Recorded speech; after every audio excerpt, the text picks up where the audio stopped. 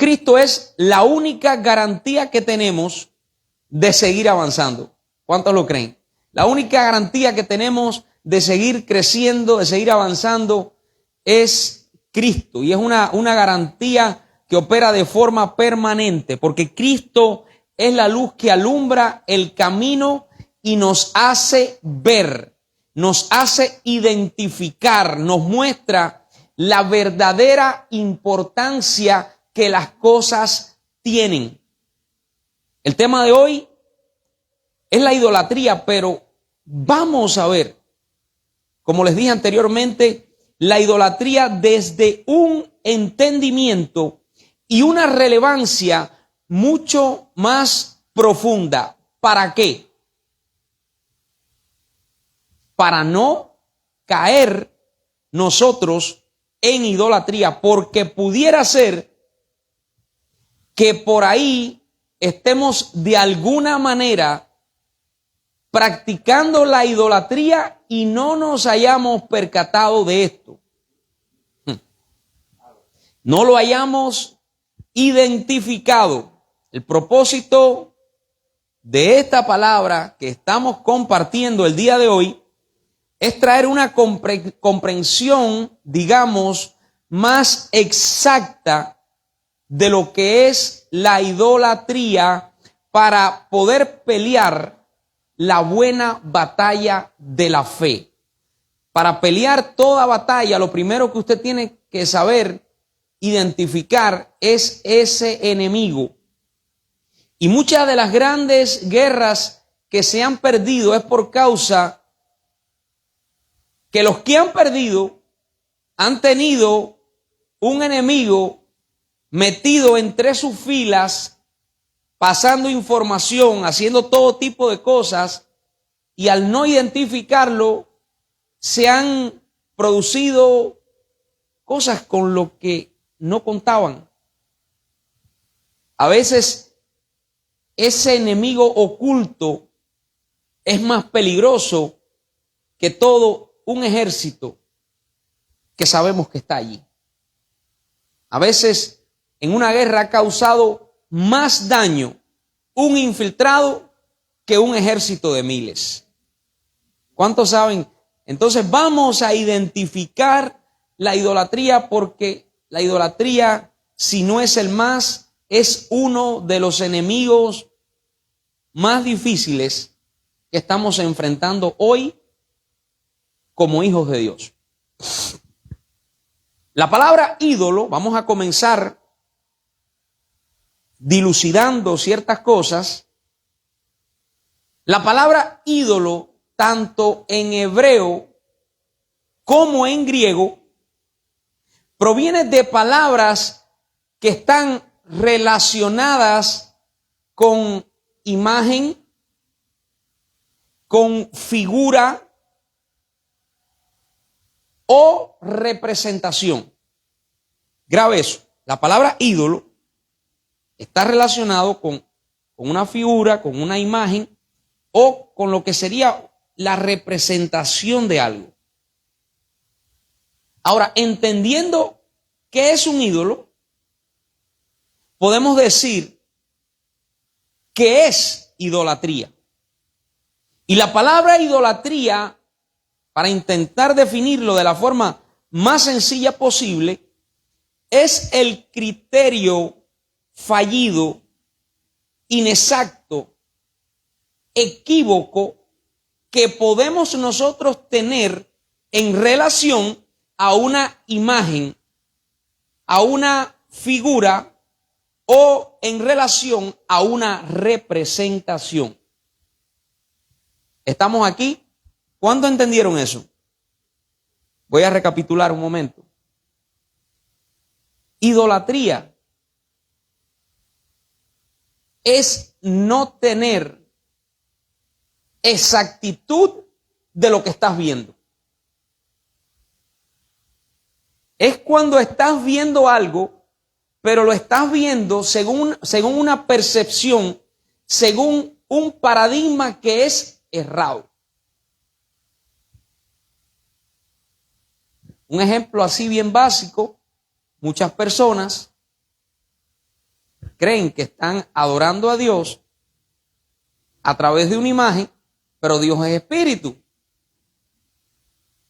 O sea, el Señor es espíritu. ¿Ves? Idolatría es una forma inexacta de ver algo.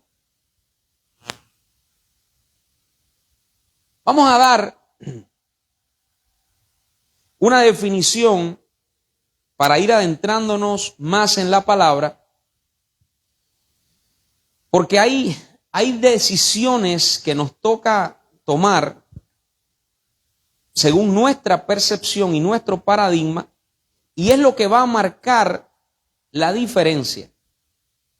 Porque, hermanos, como está escrito, un ídolo nada es en el mundo y no hay más que un Dios. Eso es lo que dice la Biblia, ¿verdad? Pero lo que dice ahí realmente, cuando usted lo lee desde el entendimiento, lo que está diciendo es una imagen equívoca no representa nada, pero una imagen verdadera, porque Cristo es la imagen del Dios invisible, una imagen verdadera sí representa mucho, porque a través de una imagen verdadera usted puede tomar decisiones puntuales que lo pueden llevar a tener el éxito que necesitamos tener. No el éxito personal, sino el éxito que contribuya al propósito eterno como colaboradores que somos del mismo. ¿Cómo tú puedes ser un buen colaborador si estás en idolatría? Es decir, si no tienes una imagen exacta de lo que tú tienes que manifestar. Aquí les va una definición de idolatría. Póngale cuidado. Así como la alabanza es la manifestación fructífera del Espíritu, la idolatría es la acción infructífera de la carne. Cristal, ¿me estás escuchando? Qué bueno. Voy a repetirlo. Así como la alabanza es la manifestación fructífera que da frutos del Espíritu, la idolatría es la acción infructífera de la carne, porque es el querer hacer, pero en realidad no va a producir absolutamente nada. La idolatría es consecuencia, apúntelo, y evidencia que aún lo terrenal sigue operando. Por eso Pablo les dice a los de Colosa: haced morir pues lo terrenal en vosotros, que es idolatría. ¿Qué es idolatría también? Es cuando lo terrenal está operando, cuando lo terrenal aún no ha muerto y la manifestación espiritual no está presente. Por muchas causas. Una de ellas, la que dijo Alexander al comienzo de nuestra reunión, y es que no se tiene el entendimiento espiritual, no se tiene la imagen de lo que se ha de digitalizar en el tiempo. ¿Estamos todos aquí? Agárrese que vamos subiendo. El peor enemigo de un hijo de Dios no es el diablo. Al menos no el diablo que a todos nosotros nos pintaron. El peor enemigo de un hijo de Dios es la naturaleza carnal. Su propia naturaleza carnal. Y la naturaleza carnal tiene un sistema de culto que se llama idolatría. Quédese con eso. El sistema de culto de la carne, el principal enemigo del Hijo de Dios, que es espíritu, es la idolatría. El ídolo más grande que se ha levantado a intentar ocupar el lugar de Dios es el que Adán levantó en su muerte.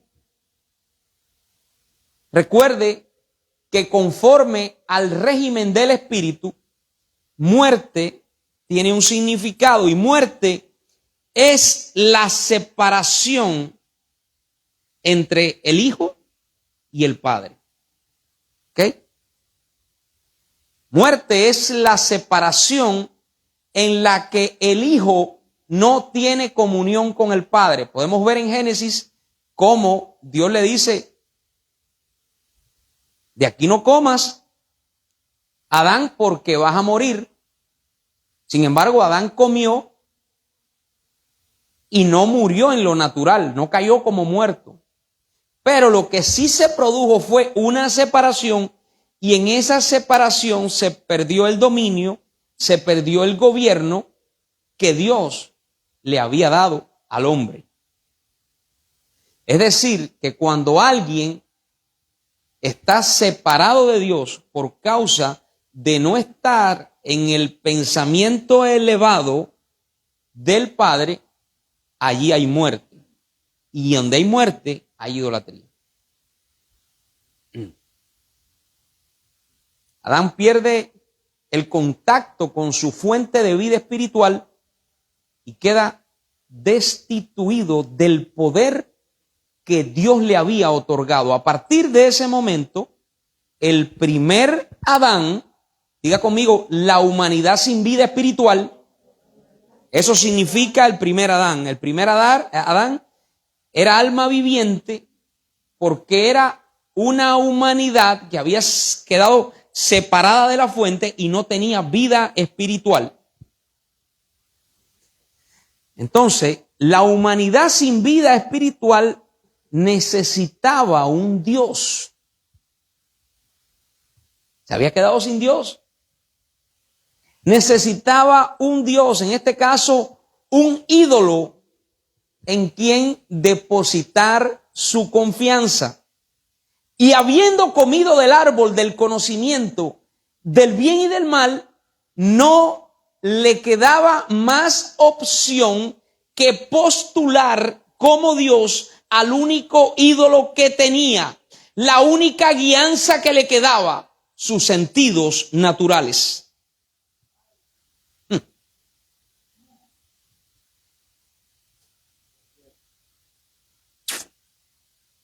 El ídolo más grande que hemos tenido en la vida ocupando el lugar de Dios y siempre ha estado allí estorbándole a la fe, se llama los sentidos naturales.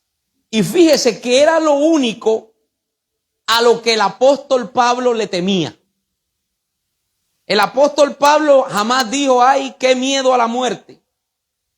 El apóstol Pablo jamás dijo: ay, qué miedo a la pobreza, ay, qué miedo a Roma, ay, qué miedo a lo que están diciendo de mí. Mas en segunda carta a los Corintios, capítulo 11, versículo 3 dijo: pero temo que como la serpiente con su astucia engañó a Eva, vuestros sentidos sean de la misma manera extraviados de la sincera fidelidad a Cristo.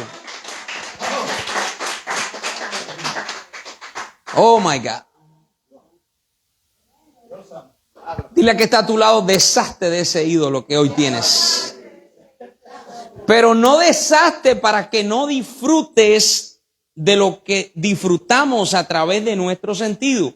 Porque a nosotros se nos dio un traje terrenal con sentido para que nosotros pudiéramos percibir todo lo que Dios creó para nosotros. El problema está en cuando esos sentidos no están sujetos a la verdad, no están sujetos a la guianza del Espíritu.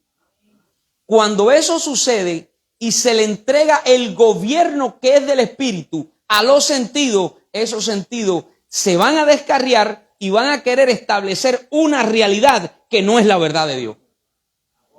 Una cosa es que tú disfrutes a través de los sentidos Y otra muy diferente es que creas a través de los sentidos. No estamos supuestos a creer a través de los sentidos porque no vivimos por vista, sino por fe.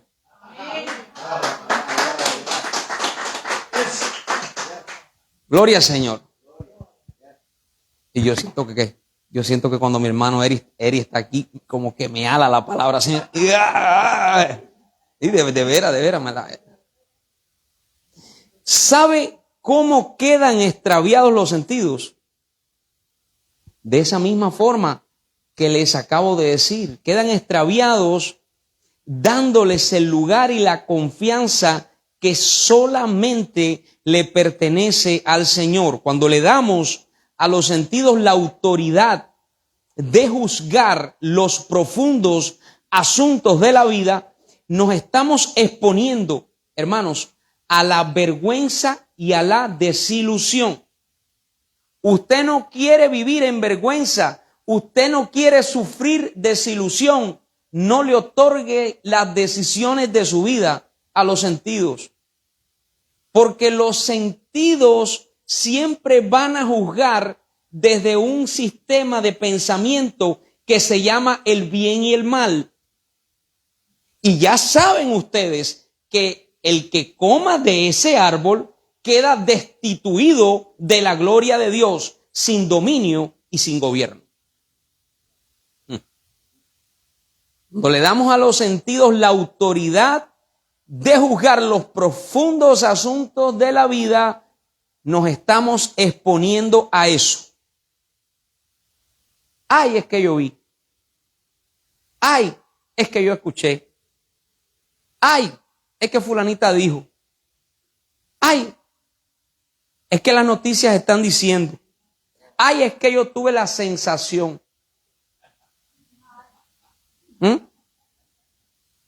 Esa exposición al fracaso viene por seguir a ese ídolo. Por eso Pablo también dijo en Romanos capítulo 8, versículo 14, que los que son guiados por el Espíritu de Dios, estos son los hijos de Dios. No los que son guiados por los sentidos. Porque los sentidos siempre van a tener una percepción en la que no puedes confiar. Por eso, lo que sea que los sentidos te estén diciendo y te estén presentando el día de hoy, tienes que exponerlo, tienes que pasarlo por el filtro del Evangelio. A ver si eso te puede servir o te puede enterrar. Porque yo te digo que la mayoría de las cosas que nosotros percibimos en este mundo, y esto no lo digo por experiencia, lo digo por entendimiento, son cuestiones que van a ser transformadas por la verdad de Dios. Las cosas pueden parecer que sí, las cosas pueden parecer que no. Eso es intrascendente. Miren, el bien y el mal, óigame, agárrelo bien ahora, son frutos del mismo árbol. ¿Cómo se llamaba aquel árbol que estaba en Génesis?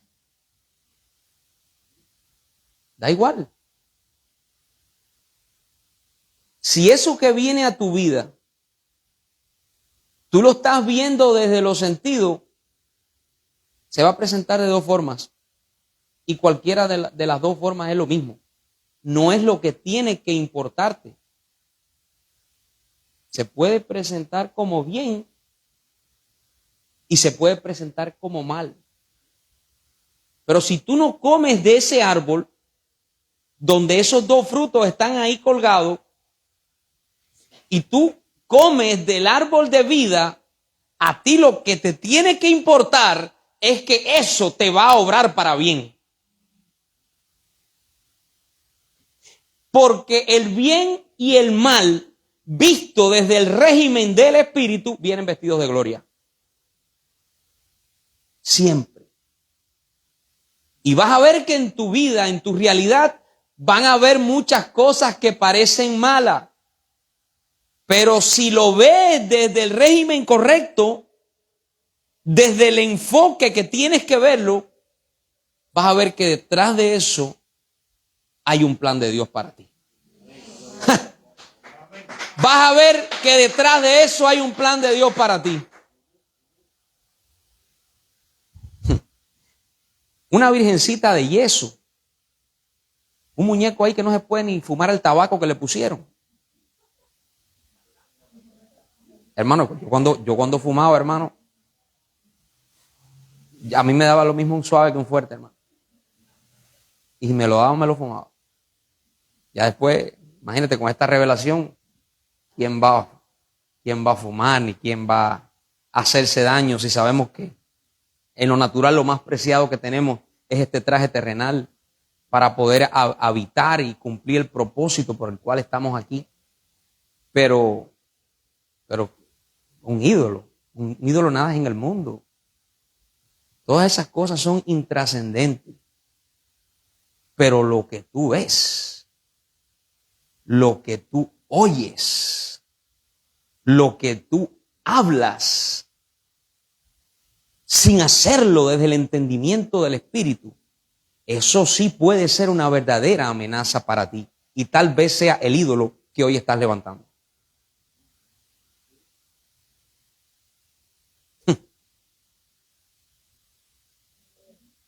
Un coco, un eleguá. No, hombre. Esos ídolos nada son. El único poder o valor que pudieran tener es el que cada quien le otorga. Yo te voy a decir que yo he escuchado testimonios de gente y cosas que tú te abrumas. Pero son parte de una realidad, porque yo te voy a decir, todo el poder Dios se lo otorgó a los hijos. Ahora, si un hijo está otorgándole, está proyectando su poder a una calabaza, hermano, poder va a salir de ahí. Pero una cosa es que lo tenga y otra cosa es que tú se lo otorgues. Porque la fe funciona así. Pero no es que eso tenga poder, porque un ídolo nada es en el mundo. Hay un solo Dios. Pero cuando tú otorgas el poder a algo, estás proyectando el poder. Y eso funciona en este ámbito. Funciona como un espejo. El que tenga oídos para oír, que oiga. Primera carta a los Corintios, capítulo 8, versículo 4, ya lo he dicho, pero vamos a leerlo. Un ídolo nada es en el mundo y no hay más que un Dios. Ahora, nuestros ojos, nuestro oído, nuestra lengua, si pudiera atentar directamente contra lo que Dios tiene para nosotros. Tanto así que Pablo le llama a este ídolo del que estamos hablando hoy y a todo lo que es capaz de erigir el Dios de este siglo. El Dios de este siglo, y en realidad era aquel siglo, pero el siglo malo, es decir, la realidad vista según la carne, estuvo presente allá y está presente aquí. Y es el mismo ídolo, el mismo sistema de culto que la carne tiene. Y que es el enemigo directo contra la fe. El enemigo directo contra la fe es ese ídolo. Por eso que cuando Marta, y de esto ya los que son aquí ya, que llevan años en la congregación, lo ha escuchado, cuando Marta llega después de haber escuchado a la palabra por causa de una situación que se origina, después que el Señor le había dicho, Marta, yo soy la resurrección y la vida. El que cree en mí, aunque esté muerto, vivirá. Ella llegó y le dijo, Señor, qué pena que no estabas aquí. ¿Por qué no viniste? Ya no hay solución. tiene peste, ya no hay nada que hacer. Había levantado un ídolo en su muerte y resulta que ya no había solución para la fe. Cristo, que es la fe, está presente y resulta que no hay solución. ¿Por qué? Porque había un ídolo delante de él. Ya había sentido el olorcito, según los sentidos naturales, y resulta que lo que era una solución latente y presente había quedado inoperante. Pero quiero decirte el día de hoy, tanto ayer como hoy, tanto en ese escenario como en el presente eterno que estamos viviendo, Dios te dice: yo soy el camino, la verdad y la vida. El que cree en mí, aunque esté muerto, vivirá. No importa qué tan muerto esté eso que estás observando según los sentidos. Cristo es la resurrección de eso que se ha de levantar. Cristo es la resurrección de eso que se ha de levantar. Sea lo que sea. Y estoy hablando también para los hermanos de 70 años. Estoy hablando en todos los sentidos posibles. Estoy hablando referente a todas las cosas. Porque yo te voy a decir una cosa. En Cristo, todo lo que es vitalidad, vida, multiplicación, está garantizado. Pero tienes que observarlo desde la fe, no desde los sentidos naturales. Porque los sentidos naturales a veces te van a presentar el bien, pero a veces te van a presentar el mal porque está comiendo del mismo árbol.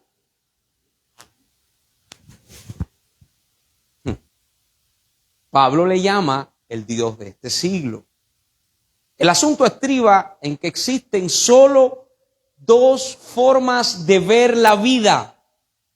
No existe otra tercera forma. Existe solo dos maneras de ver la vida: a través de la fe o a través de los sentidos. Se acabó, esto es sencillo. El evangelio puede ser muy complejo y muy profundo, y lo es, pero también cuando se corre el velo, también puede ser muy simple. Usted tiene dos opciones para ver la vida: desde los sentidos naturales, si ha levantado ese ídolo, o desde la fe, si es que está operando según el régimen del Espíritu. No existe otra manera. Los sentidos tienen una forma, estoy definiendo aquí ya lo que hemos venido hablando. Los sentidos tienen una sola manera de emitir juicio: el bien y el mal. Y el que come de ese árbol ciertamente morirá, porque no agrada a Dios. Quien ha comido del árbol de vida, que es Cristo, jamás juzga desde el bien y el mal, desde la destitución, sino desde lo consumado. ¿Por qué todo me obra para bien si juzgo desde el árbol de vida, del cual el primer Adán no comió? ¿Por qué? Porque entiendo que desde la fe todo está consumado para mí. Desde los sentidos siempre tengo algo que desarrollar, porque la carne siempre va a querer arrebatarle la gloria a Dios. ¿Usted cree que alguien pueda arrebatarle la gloria a Dios? Dios tiene una gloria, y es que Él comienza todo desde el final. Y Él nos hizo participantes de esa gloria para que caminásemos en obras preparadas de antemano y pudiéramos alcanzar el fin que Él espera y es lo más conveniente para nosotros.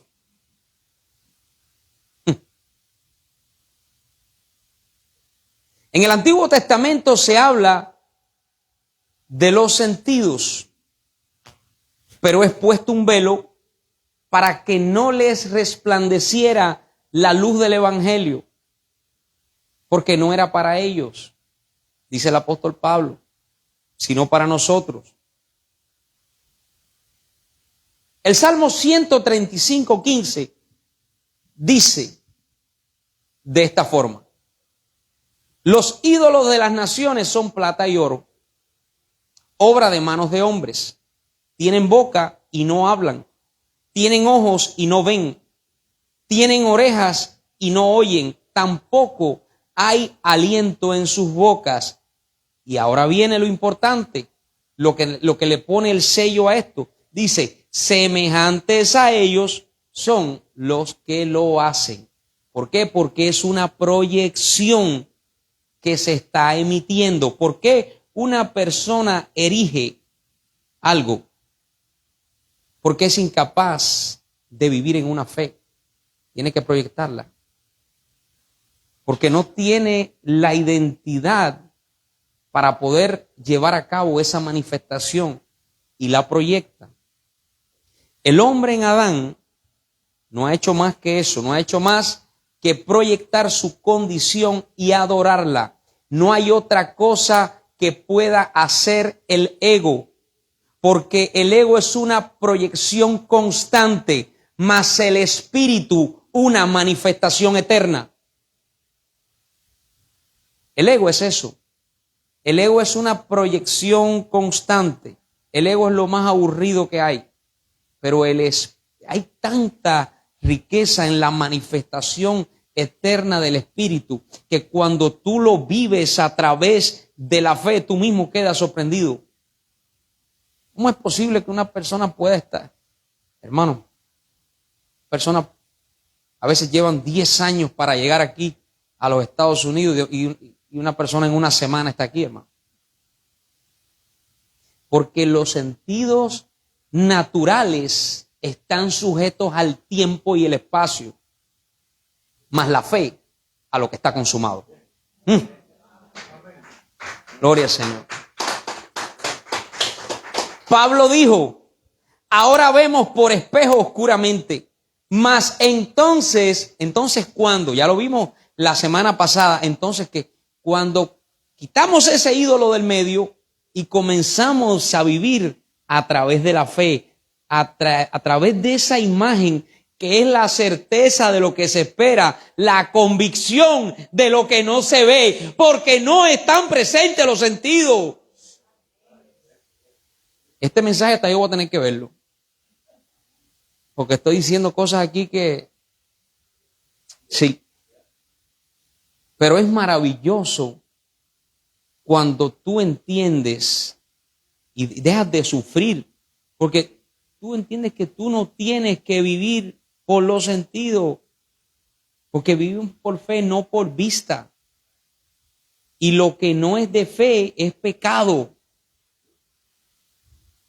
¿Sabes qué es? Ay, papá. ¿Sabes qué es errar al blanco? Es cuando tú, escúchame, errar al blanco es cuando tú estás apuntando y tú creas una distancia entre ti y a lo que tú le quieres dar. Pero cuando tú sabes que a lo que tú le quieres dar es uno contigo, la distancia desaparece y no hay pecado. Porque ¿sabes lo que es el pecado? El pecado es la separación.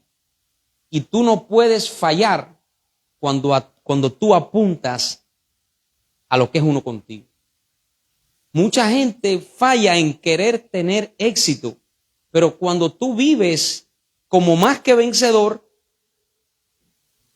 ya tienes éxito.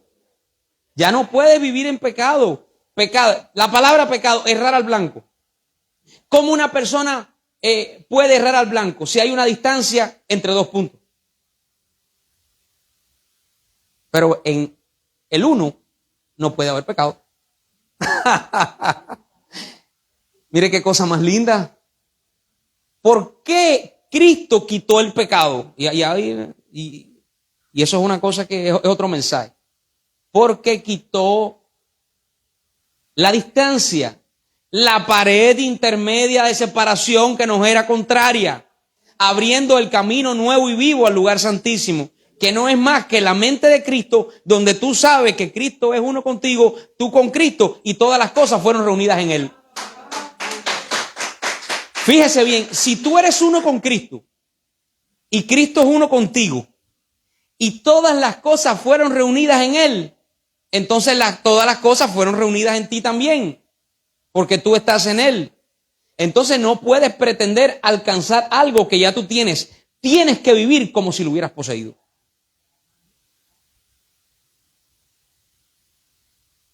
Pablo dijo, ahora vemos por espejo oscuramente, mas entonces veremos cara a cara. Para ver a cara descubierta hay que ser libre de la idolatría. La buena noticia es que cuando llega lo perfecto, se sale de esa esclavitud de corrupción. Y te tengo una noticia, lo perfecto ya llegó, porque lo perfecto es Cristo. Cuando lo perfecto llega, comenzamos a ver a cara descubierta. ¿Qué es la vida de la fe? Estamos cerrando ya. ¿Qué es la vida de la fe? Este asunto primordial trata esencialmente de una cosa. Por favor, digan conmigo una cosa. Una cosa. El apóstol Pablo dijo, una cosa hago. Olvidando ciertamente lo que está detrás y extendiéndome a lo que está delante. Fíjate que según los sentidos, y analícelo para que usted vea, siempre te va a tocar mirar atrás. Porque hay cosas que siempre van a ser en alguna medida una preocupación y van a pretender interrumpir el presente en que estás viviendo. Y cuando tú haces así, lo que pasa es que te comienzas a detener. Te comienzas a convertir en una estatua, es decir, en alguien que no tiene la capacidad de ver más allá y avanzar a lo que está consumado.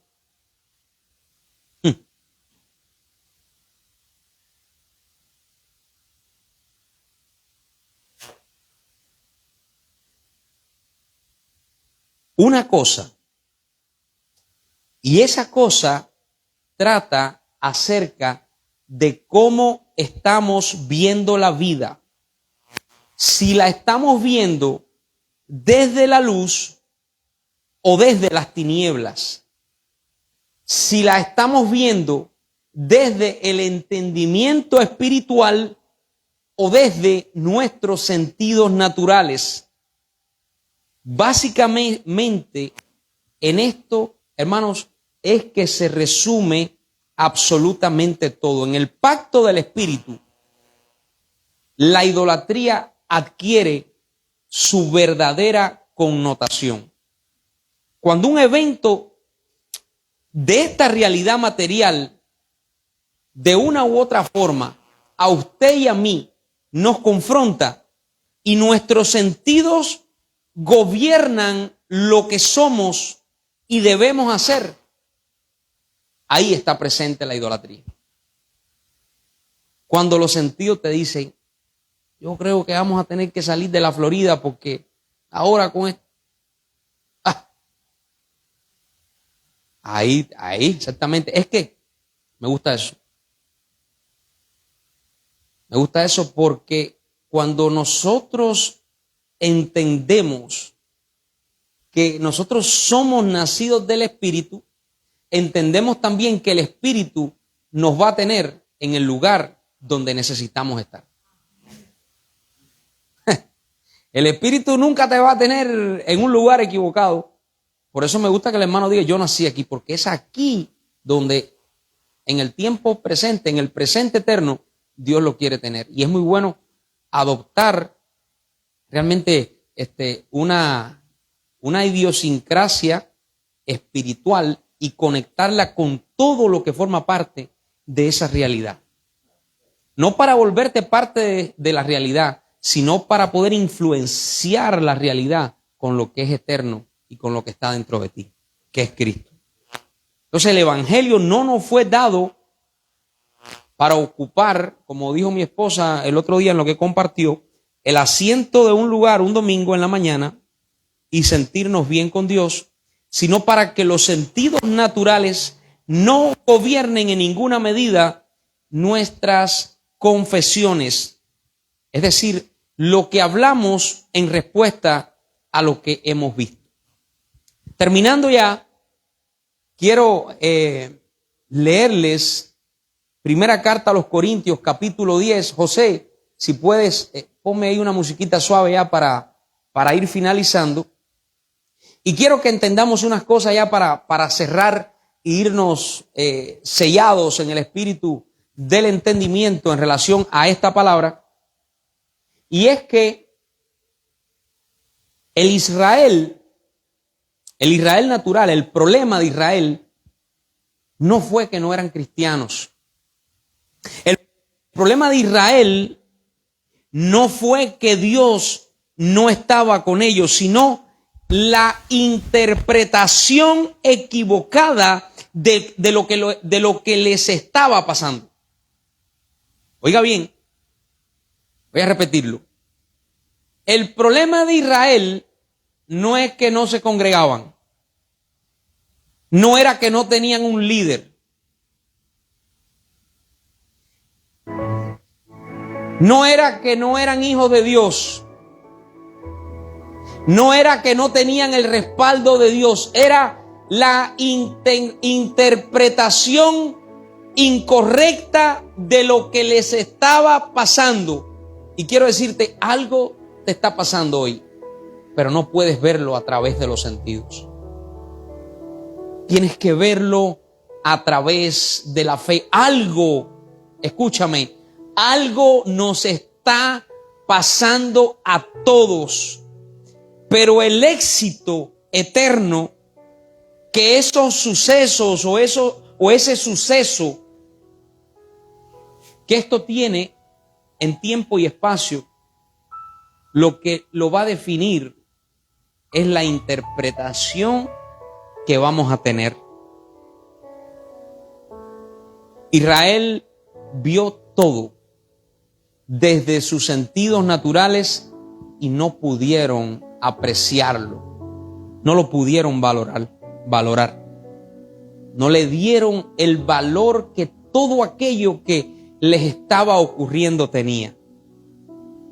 Y mire lo que dice la primera carta a los Corintios, capítulo 10, versículo 1. Súbelo un poquito, José. Dice el apóstol Pablo, escribiéndole a la iglesia que está en Corinto: porque no quiero, hermanos, que ignoréis. Dile a que está a tu lado: desde los sentidos siempre serás ignorante. Por favor, agarra ya lo que viene bajando. Desde los sentidos siempre seremos unos ignorantes. ¿Quién es un ignorante? Aquel que no ve la verdad de las cosas, aquel que no ve la verdad de lo que le está pasando. Porque no quiero, hermanos, que ignoréis que nuestros padres todos, mire lo que le dice Pablo, estuvieron bajo la nube. Y no quiero que ignoréis que todos pasaron el mar y todos en Moisés fueron bautizados en la nube y en el mar. O sea que esto aquí tampoco es un problema de que te hayas bautizado o no. La gente cree a veces que con un bautismo va a resolver el asunto. Y no se trata de eso. Porque dice que todos ellos fueron bautizados.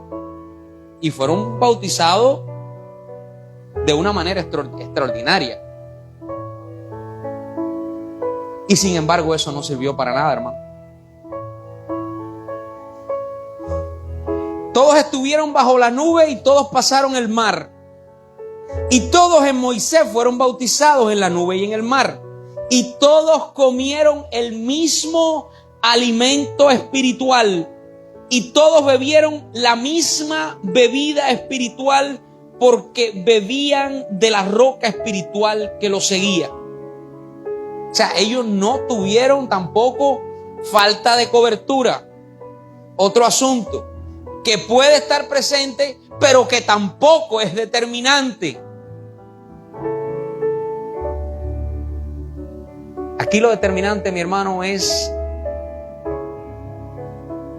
si tu imagen es Cristo o lo que eres capaz de ver y percibir al ídolo que siempre le va a hacer la competencia a Dios y a lo que es tuyo en Dios. Y todos bebieron la misma bebida espiritual porque bebían de la roca espiritual que los seguía, y la roca era Cristo. Pero de los más de ellos no se agradó Dios,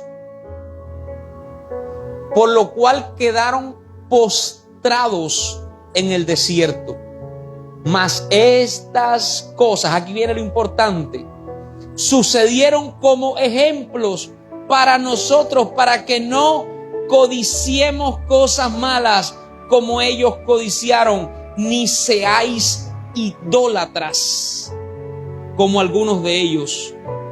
Según está escrito, se sentó el pueblo, oiga esto, se sentó el pueblo a comer y a beber y se levantó a jugar. El problema no era que comieron y bebieron.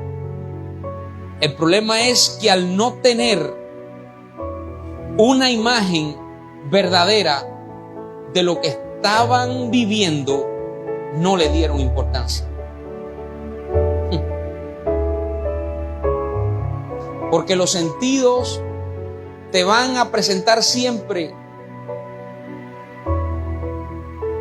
dos cosas, pero ambas forman parte de un mismo panorama en el cual tendrás un mismo final. Y ya sabemos que la carne para nada aprovecha. Quiero terminar diciéndote el día de hoy, y esta es la palabra que sella esta reunión. Si a partir de hoy comienzas a gobernar tu vida, no a través de lo que los sentidos te están presentando, sino a través de lo que el Evangelio dice de ti y dice en relación a los asuntos de la vida, ciertamente el éxito en Dios lo tendrás garantizado. Abba, Padre,